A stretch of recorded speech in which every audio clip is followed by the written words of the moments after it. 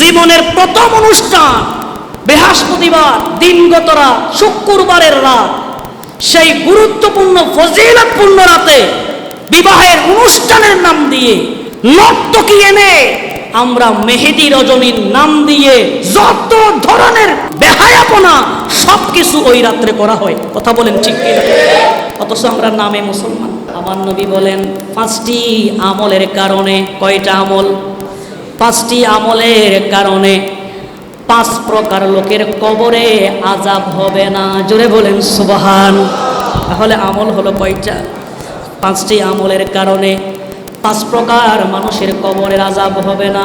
আমার নবী বলেন উম্মতেরা শোনো, তন্মধ্যে 1 নাম্বার হলো ওই সমস্ত লোক যারা মুজাহিদ, যারা সীমান্ত পাহারাদার। জোরে বলেন সুবহান।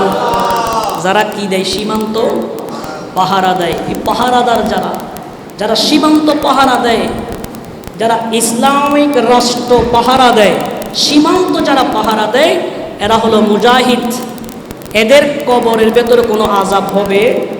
আরো যারা বলেন না আযাব হবে, কিন্তু কবরের আযাব সত্য। হয়তো কারো কঠিন হবে, কারো সহজ হবে, কারো কঠিন হবে, কারো সহজ হবে। নবী বলছেন 2 নম্বর হলো শহীদ। 2 নম্বর শহীদ, যারা ইসলামের জন্য শাহাদত বরণ করে, তাদের কবরের আযাব হবে না। 3 নম্বর সেটা হচ্ছে যারা রাত্রিবেলায় সূরা মুলুক তেলাওয়াত করে। জোরে বলি সুবহান। 4 নম্বর সেটা হচ্ছে যারা কলেরা রোগে আক্রান্ত হয়ে মৃত্যুবরণ করে। কলেরা রোগে যারা আক্রান্ত হয়ে মৃত্যুবরণ করে, তাদেরও কবরের আযাব হবে না। এরপরে 5 নম্বর সেটা হচ্ছে জুমার রাত। কি রাত? জুমার রাত। অথচ সবচেয়ে মারাত্মক কাজ, সবচেয়ে আপনার নিকৃষ্ট কাজ চলে জুমার রাতে। কথা বলেন ঠিক কিনা? অথচ জন্ম আমরা মুসলমানের ঘরে জন্ম নিয়েছি মুসলমানের ঘরে।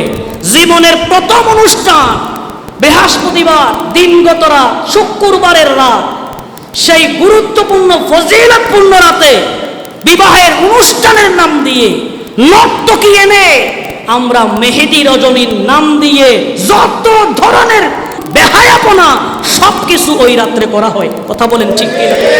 অথচ আমরা নামে মুসলমান। আমরা কি নামে মুসলমান? নবী বলছেন, বলে জুমার রাতে অথবা দিনে যারা ইন্তেকাল করবে, যারা জুমার রাতে এবং দিনে ইন্তেকাল করবে, আল্লাহ রাব্বুল আলামিন তাদেরকে কবরে আযাব দেবে না। জোরে বলি সুবহান। আর একটু জোরে বলুন না সুবহানাল্লাহ। তাহলে এই কবরের আযাব থেকে মুক্তি পাওয়ার জন্য এই আমলগুলো করা দরকার আছে না নাই? আর একটু জোরে বলুন আছে না নাই? আল্লাহ পাক আমাদের সকলকে বোঝার তৌফিক দান করুন। আর একটু জোরে বলুন না আমিন।